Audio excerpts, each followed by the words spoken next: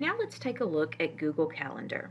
Google Calendar is an online calendar tool that is owned by Google that will allow you to keep track of appointments and dates and meetings that you have. You may already use some type of online calendar. Maybe you use the online calendar that's associated with your Outlook mail or some other source of calendar. But Google Calendar is a great one because it is connected to a lot of our other Google tools, including Google Meet and Google Classroom. And so it's a really great way to really incorporate all of those Google tools. And it's become one of my favorite go-to Google tools. I don't know how I could live without Google Calendar. So I'm in Google Calendar. Just like all the other Google tools, you can get to it by typing in the name of the tool. So calendar.google.com. And then it will take you to your Google Calendar. You can also get to it in your app switcher waffle icon as well. So I'm in Google Calendar and I am in the month view. And this is the standard view that I tend to stay in, but there's some other choices that we'll take a look at. But this is my Google Calendar. And so you will see that every event that is in green is my personal calendar. And my personal calendar shows up right here at the top of the list of my calendars. And everything that is associated with my calendar is showing up in green. I also have a calendar that shows me major holidays. That's what's showing up in purple. Then you can have access to lots of other calendars. Maybe you have shared calendars that people have shared with you. Maybe you have the calendars that are created when you create a Google Classroom. So you have access to all of those as well. And you can view those in here as well. We'll take a look at some of those in just a minute. But let's start by looking at the different views that we have. So here I am in my month view.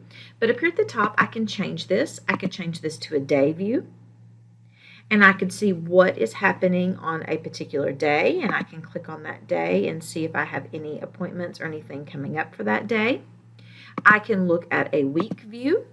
And this will give me an outline of what's coming up for the week, and I can see different meetings and things that we might have. You could look at a year view if you wanted to.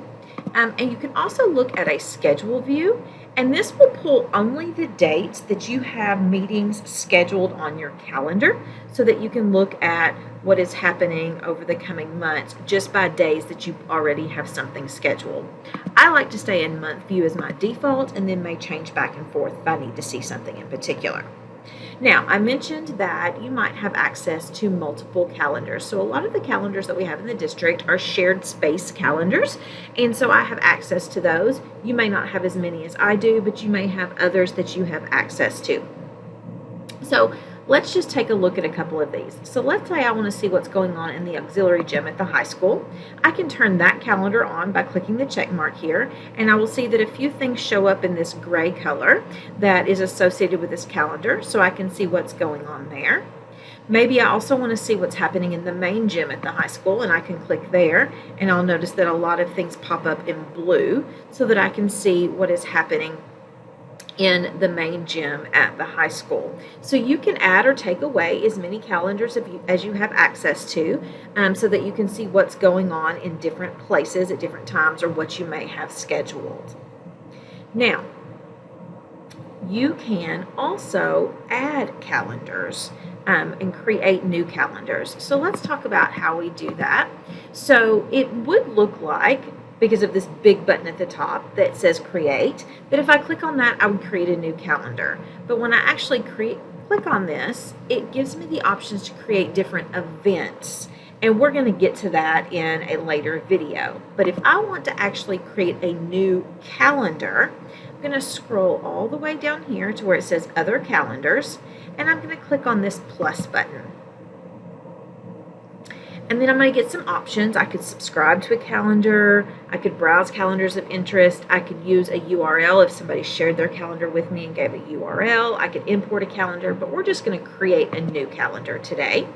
When we do this, it pops up where we can do that. I'm going to give it a name. So I'm just going to call this After School Tech Trainings. And I could give it a description if I want to. I'm going to pick the time zone. And then all I have to do here is hit Create Calendar. Once that calendar is created, Then I can go back here and I'm going to scroll down and I'm going to see that now I have this after school tech trainings calendar and it is selected here.